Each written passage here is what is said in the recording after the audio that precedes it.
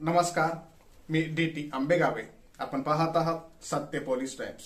सामान्य जनतेचा आवाज बुलंद करण्यासाठी सत्य पोलीस टाइम्स या चॅनेलला आत्ताच सबस्क्राईब करा. ओबीसींची जातनिहाय जनगणना, ओबीसींची जातनिहाय जनगणना. जनगणनेत ओबीसीचा कॉलमच नाही तर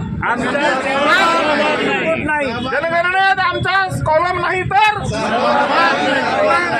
जनगणनेत ओबीसीचा कॉलम नाही तर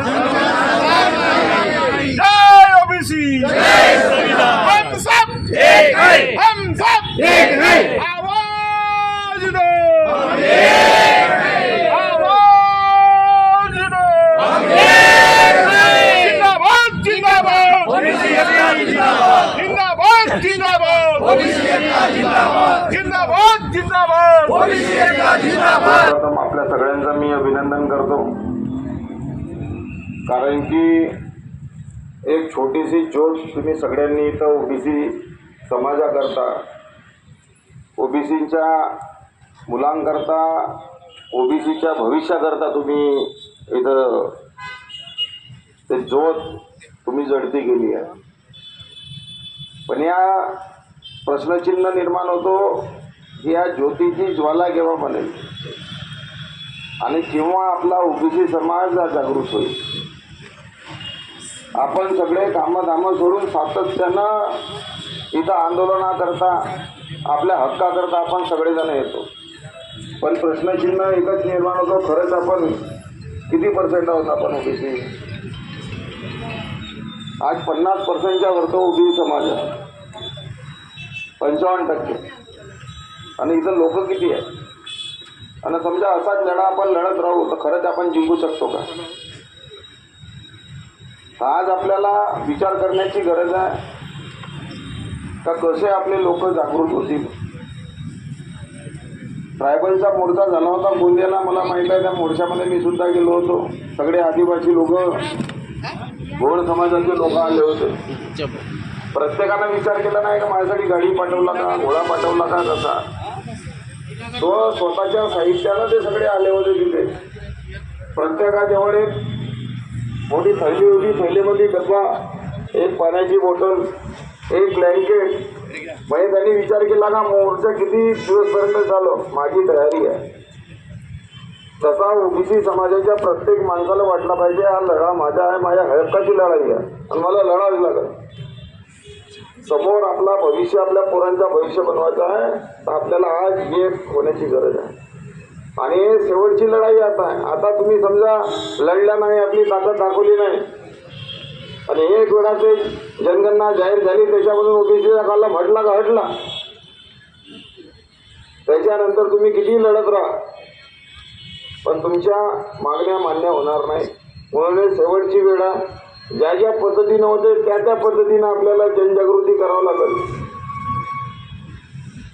प्रत्येक गावामध्ये, प्रत्येक घरापर्यंत कसा पोहोचता येईल आपल्याला याच्याकडे लक्ष देण्याची गरज आहे. आणि कसा काय प्रपोगंडा करता येईल का 22 मार्चला जनसलाप ओबीसीचा दिसला पाहिजे, तेव्हा कुठे हे सरकार पागल. नाही तर हे सरकार पागणारी नाही. भ्रष्टाचारी सरकार आहे, प्रत्येक गोष्टीमध्ये भ्रष्टाचार आहे. आम्ही दिवस रात्र आंदोलन या सरकारच्या विरोधातच करतो. तरी पण हे आमच्याच कार्यकर्त्यावर, आमच्याच लोकांवर हे कलमा वगैरे टाकत असतात. हे काही जागा नाही, पण याच ठिकाणी गोसेखुर्दचं आंदोलन केला होता, रस्ता रोको केला होता. त्या झाडावर बाया इथं चढल्या होत्या जीव देऊ.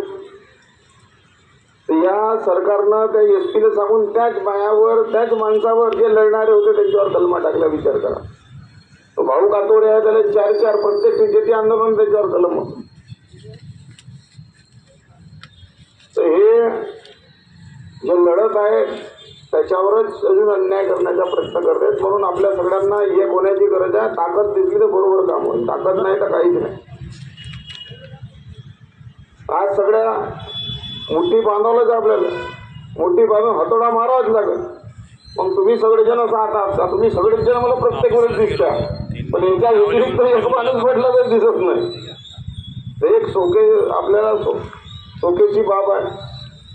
शोकांकित आहे की एवढा मोठा ओबीसी समाज मेजॉरिटी असून आपल्यावर अन्याय होत असेल. तर एक विचाराची बाब येते की आपले लोक एवढे का बरं झोपले आहेत. त्यांना जागृत करण्याची गरज आहे.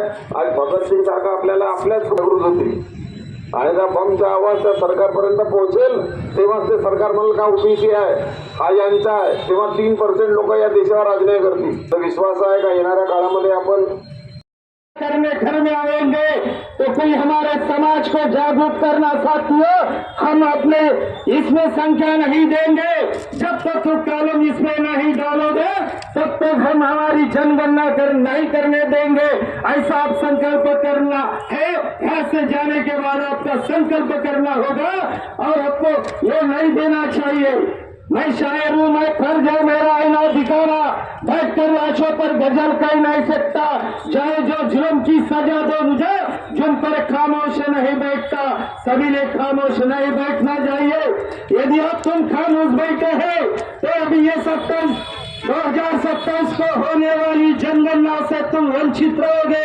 आपको पता है देश के अंदर में जो 3% आबादी वाले लोग हैं सभी के उच्च स्तर से नीचे स्तर से सभी जगह पर उन्होंने काबिज किया है. आपने देखा होगा सरकार का सामान्य जनतेचा बुलंद आवाज. सत्य पोलीस टाइम्स.